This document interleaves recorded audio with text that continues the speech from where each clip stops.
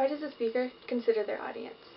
I think it is important to consider your audience because if you don't, you'll be wasting your time on preparing and presenting your speech if it does not fit your audience. So to start with, you need to analyze your listeners to know what will capture their attention. When you're creating a speech, find new information. Some of the most popular topics have been given repeatedly, so your audience has heard them before. Last but not least, you need to be able to keep their attention no matter the audience or the topic. If you don't consider your audience before you give a speech, you'll put a lot of time and effort into something that will not be helpful to any of the members of your audience if it is not directed at them. It seems like nowadays people are so busy there isn't a spare second to waste. And by not doing your research on your listeners, you will have wasted a lot of time for nothing. But if you do the research that is necessary to learn about your audience, you'll be able to prepare and present a great speech for your listeners. This is how you become a good speaker. As a speaker, you should analyze the listeners and then decide how to present your ideas. This analysis may include the age, sex, group members, education, and career of your audience.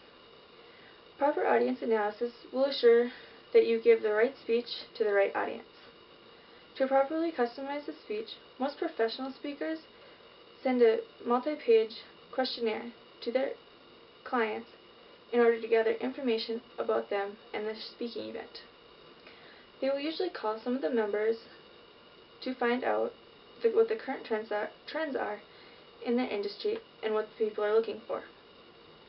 I know when I'm listening to a speech in school that we've heard before, it's really easy to tune it out and think about something else. When you are writing your speech, think about how often you've heard information about the topic or what you've heard. If you have seen a lot of information on it, how much do you think your audience has seen or heard? Try doing something new if it's the same old information if you can't find anything new. If you know who your audience is, but not sure what to do to keep it interesting, put yourself in their shoes.